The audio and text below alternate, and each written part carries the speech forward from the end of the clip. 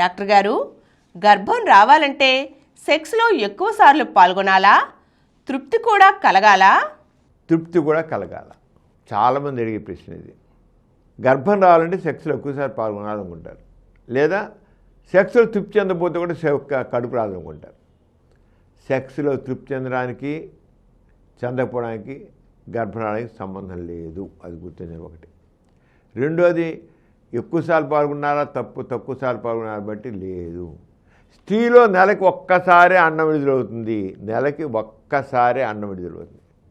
సాధారణంగా 100కి 80 మంది స్త్రీలకి నెల మధ్యలో, అంటే నెల మధ్య ఇప్పుడు 28 రోజులు అవుతున్న ప్రతి స్త్రీకి సాధారణంగా ఎక్కువ మందికి 28 రోజులకి 80 రోజులకి మెన్స్ అవుతుంది. 14వ రోజు నుంచి 16 రోజు మధ్య అన్నం విడుదలవుతుందండి. మెన్సెస్ అయిన రోజు నుంచి లెక్కట్టాలి. మెన్సెస్ అయిన రోజు లెక్కడితే మెన్సెస్ అయిన రోజు అయితే 14 రోజు నుంచి 16 రోజు మధ్య అన్నం విడుదలవుతుంది.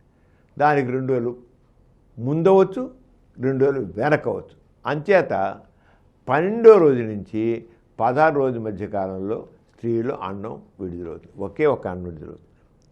నెల మొత్తానికి ఒకే ఒక అన్నం విడుదల. అలా విడుదలైన అండానికి వీర్యకణంతో కలిసే శక్తి 12 గంటల నుంచి 24 గంటలే ఉంటుంది. 12 hours to 24 hours మాత్రమే ఉంటుంది. ఆ రోజుల్లో సెక్స్లో పాల్గొంటే గర్భం. అండానికేమో వీర్యకణంతో కలిసే శక్తి కేవలం 12 గంటల నుంచి 24 గంటలు ఉంటే, ఒక్కరోజే ఉంటే, మగవాడి వీర్యకణాలకు మాత్రం 3 నుంచి 5 రోజులు ఉంటుంది శక్తి. 3 నుంచి 5 రోజులు. అంచేత మగవాడు 12వ రోజున మెన్సెస్ అయిన 12వ రోజున సెక్స్లో పాల్గొన్నాడు అనుకున్నాం, పాల్గొంటే ఆవిడకి అన్నం చెప్పేయండి 15 రోజులు అనుకున్నాం, 3 రోజులు అయిపోయింది, కడుపు వచ్చేస్తుంది. 16 రోజులు అనుకున్నాం, 5 రోజులు కొందకు వచ్చేస్తుంది. వాడు 12 రోజులే పాల్గొన్నాడు, పాల్గొన్న తర్వాత. కానీ అన్నం విడుదలైంది 15 రోజులు 16 రోజులు అయ్యింది. అంచేత అన్నం విడుదల సమయంలో సెక్స్లో పాల్గొంటే, విడుదలైన రోజునే కాదు, విడుదలయ్యే సమయంలో పీరియడ్లో అంటే తేలిగ్గా అర్థమవుతుంది. అన్నం విడుదలయ్యే పీరియడ్లో అంటే 12వ రోజు నుంచి 16 రోజు మధ్యకాలంలో సెక్స్లో పాల్గొంటే, ఒక్కసారి పాల్గొన్నా సరే కడుపు వస్తుంది.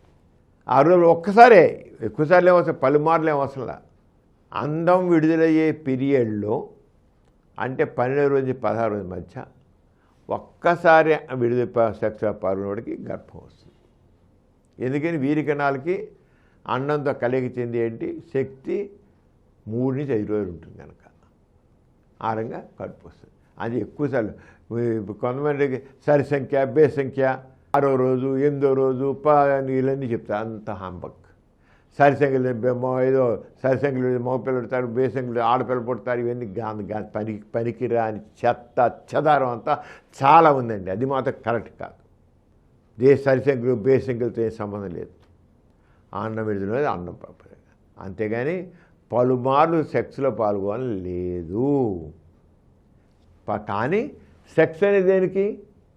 మనిషికి శారీరకంగా మానసికంగా ఉల్లాసంగా ఉండడం కోసం, మనిషి యొక్క ఆరోగ్యం చక్కగా ఉంటుంది. సెక్స్లో పాల్గొనే వ్యక్తి ఆరోగ్యం చక్కగా ఉంటుంది. అంచేత సెక్స్ అనేది మనిషికి శారీరక ఆరోగ్యాన్ని మానసిక ఆరోగ్యాన్ని రెండింటినీ కలిగిస్తుంది.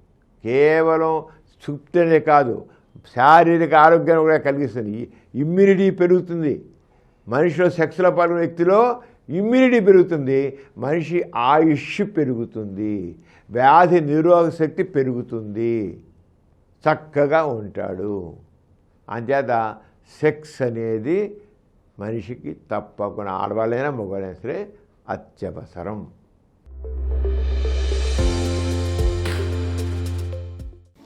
ఈ కార్యక్రమం మీకు ఎంతో నచ్చింది కదా? ఇటువంటి మరిన్ని వీడియోల కోసం అనతి కాలంలోనే 20 కోట్ల వ్యూస్ సాధించిన సమరం ఛానల్ సమర్పించు డాక్టర్ సమరం ఛానల్కు సబ్స్క్రైబ్ చేయండి, లైక్ చేయండి, మీ ఫ్రెండ్స్కి షేర్ చేయండి.